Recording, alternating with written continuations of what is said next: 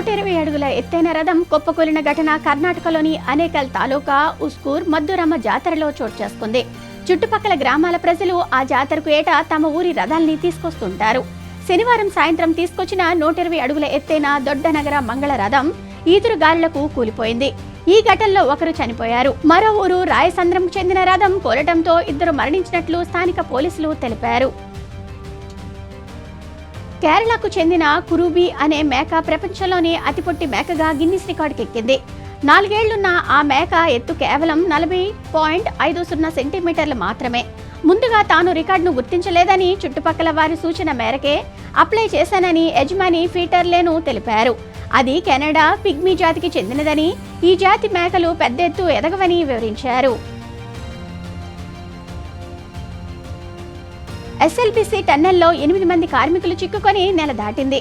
అయినా ఇప్పటి వరకు ఒకరి మృతదేహాన్ని మాత్రమే వెలికితీశారు. ఘటనా స్థలంలో రెస్క్యూ ఆపరేషన్ కొనసాగుతున్నా ఎలాంటి ప్రయోజనం కనిపించడం లేదు. దీంతో సహాయక చర్యలపై ఎన్డీఆర్ఎఫ్, ఎస్డీఆర్ఎఫ్, ఆర్మీ తదితర విభాగాలతో తెలంగాణ సీఎం రేవంత్ రెడ్డి రేపు సమీక్ష నిర్వహించనున్నారు. అధికారులకు దిశానిర్దేశం చేయనున్నారు. మరోవైపు సహాయక చర్యల కోసం ప్రభుత్వం 5 కోట్లు విడుదల చేసింది.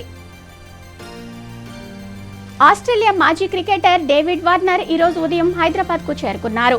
తాను ప్రత్యేక పాత్రలో నటించిన రాబిన్హుడ్ ప్రీ రిలీజ్ ఈవెంట్ లో ఆయన స్పెషల్ గెస్ట్ గా పాల్గొననున్నారు. వార్నర్ చేతుల మీదుగానే సినిమా ట్రైలర్ లాంచ్ కానుండటం విశేషం. నితిన్, శ్రీలీల జంటగా వెంకీ కుడుముల తెరకెక్కించిన రాబిన్హుడ్ మూవీ ఈ నెల 28న విడుదల కానుంది. రాజీవ్ యువ వికాసం పథకానికి లబ్ధిదారులను పైరువీలు లేకుండా పారదర్శకంగా ఎంపిక చేయాలని అధికారులను తెలంగాణ డిప్యూటీ సీఎం బట్టి విక్రమార్క ఆదేశించారు. ఏప్రిల్ 5లోగా దరఖాస్తులు స్వీకరించి ఏప్రిల్ 6 నుంచి మండల స్థాయిలో స్క్రూట్నీ, ఆ తర్వాత కలెక్టర్ ఆధ్వర్యంలో లబ్ధిదారుల ఎంపిక చేయాలన్నారు. జిల్లా ఇన్ఛార్జ్ మంత్రి అప్రూవల్ వచ్చాక లబ్ధిదారులను ప్రకటించాలన్నారు. జూన్ 2 నుంచి మంజూరు పత్రాలు అందజేస్తామని చెప్పారు. బర్డ్ ఫ్లూ భయాన్ని వీడి ప్రజలు ఇప్పుడిప్పుడే చికెన్ తినడం మళ్లీ మొదలు పెడుతున్నారు. దీంతో ఏపీ, తెలంగాణలో కోడి మాంసం ధరలు స్థిరంగా కొనసాగుతున్నాయి. ప్రాంతాన్ని బట్టి కేజీ చికెన్ ధర 170 నుంచి 220 రూపాయల వరకు పలుకుతుంది. కొన్ని ప్రాంతాల్లో కేజీ 160 కూడా లభిస్తుంది. అయితే ఎండలు ముదరటంతో ఫారాలలో కోళ్ల మరణాలు పెరుగుతున్నాయి. దీంతో రానున్న రోజుల్లో సప్లై తగ్గి చికెన్ ధర పెరిగే ఛాన్స్ ఉంది. తెలంగాణ ప్రజాప్రతినిధుల సిఫారసు లేఖలపై తిరుమల శ్రీవారి దర్శనం రేపటి నుంచి అమలు కానుంది. సోమ, మంగళవారాల్లో వీఐపీ బ్రేక్, బుధ, గురువారాల్లో 300 స్పెషల్ దర్శనాలు ఉంటాయి. ఏపీ సిఫారసు లేఖలపై సోమవారానికి బదులు ఆదివారం దర్శనాలకు అనుమతిస్తారు. కాగా ఈ నెల 25న కోయల్ అల్వార్ తిరుమంజనం, 30న ఉగాది నేపథ్యంలో ఈ 2 రోజుల్లో వీఐపీ బ్రేక్ దర్శనాలను టీటీడీ రద్దు చేసింది. 24, 29 తేదీలలో సిఫారసు లేఖలు తీసుకోబోమని తెలిపింది. రాష్ట్రంలోని ఆసుపత్రులు, మెడికల్ కాలేజీలలో ఖాళీ పోస్టుల భర్తీకి ఏప్రిల్, మే నెలలో నోటిఫికేషన్లు విడుదల చేస్తామని మంత్రి దామోదర రాజనరసింహ ప్రకటించారు.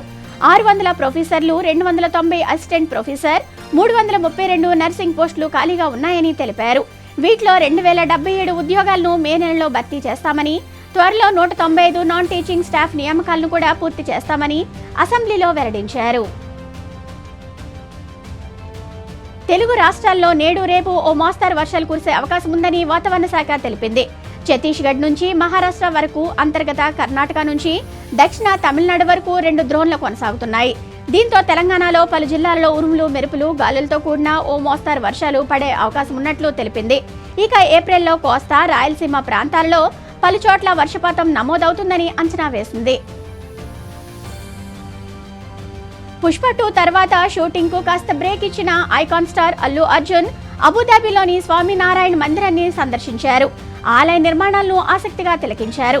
నారాయణ స్వామిని దర్శించుకున్నారు. అక్కడ ప్రతినిధులు బన్నీకి ఆలయ విశిష్టతను, ప్రాముఖ్యతను వివరించారు.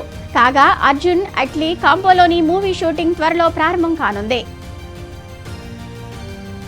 రాష్ట్రంలో దాదాపు 5 లక్షల మంది కొత్తగా పింఛన్లకు అర్హులుగా ఉన్నారని మంత్రి కొండపల్లి శ్రీనివాస్ వెల్లడించారు. వారందరికీ త్వరలోనే మంజూరు చేస్తామని తెలిపారు. కొత్తగా 93,000 మంది వితంతువులకు మే నెల నుంచి పింఛన్లు ఇవ్వనున్నట్లు ప్రకటించారు. మహిళల స్వయం సాధికారత, ఉపాధి కల్పన కోసం విజన్ డాక్యుమెంట్ ను రూపొందించనున్నట్లు చెప్పారు. తిరుమలలో పర్యావరణ పరిరక్షణ కోసం ప్లాస్టిక్ నీటి సీసాలకు బదులు గాజు సీసాలను విక్రయిస్తున్నారు. భక్తులు ఆ సీసాలను వాడక విసిరేస్తుండటంతో అవి ఇతరులకు ప్రమాదకరంగా మారుతున్నాయి. ఇక ఇటీవల కొంతమంది ఒకరిపై ఒకరు గాజు సీసాలతో దాడులు చేసుకోవడంతో టీటీడీ అప్రమత్తమైంది. బయోడిగ్రేడబుల్ ప్లాస్టిక్ సీసాలు, ప్యాకెట్లను వాడటంపై దృష్టి సారించింది. త్వరలోనే ఈ విషయంలో తుది నిర్ణయానికి వచ్చే అవకాశం ఉంది.